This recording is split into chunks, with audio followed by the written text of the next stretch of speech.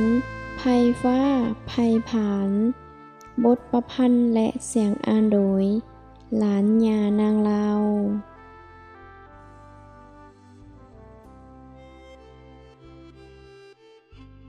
เห็นภาพพายบอนเบืองเมืองแม่มารดาอุทกภัยคุมคีขุกคามเข็นขันใจกระสันนำเจ้าเศร้าซึมทรงโศกน้ำตาตกยังย้อยคำค้อยขิดนำ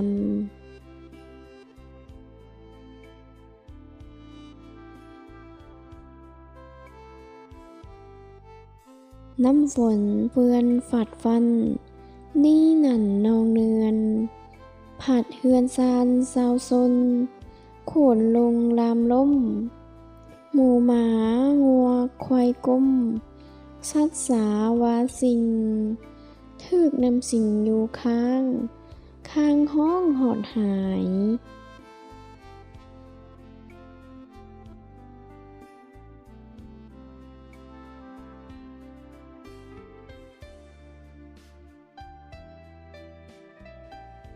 หลายผืชพันธุ์ละปลูกไม้ไม่หมอดซีวาเข้าในนาพรมเขียว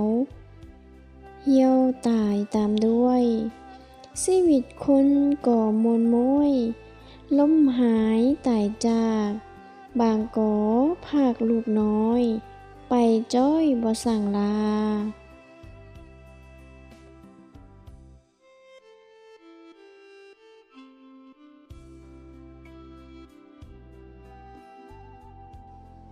นี่น้อภัยฝนฟง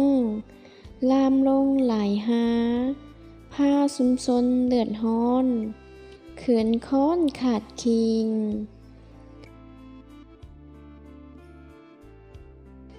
มวลเศร้าซนผีน้องอเนกน้องนี้นั่น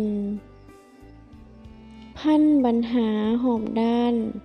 ผ่านไม้หมอดไม้นายเด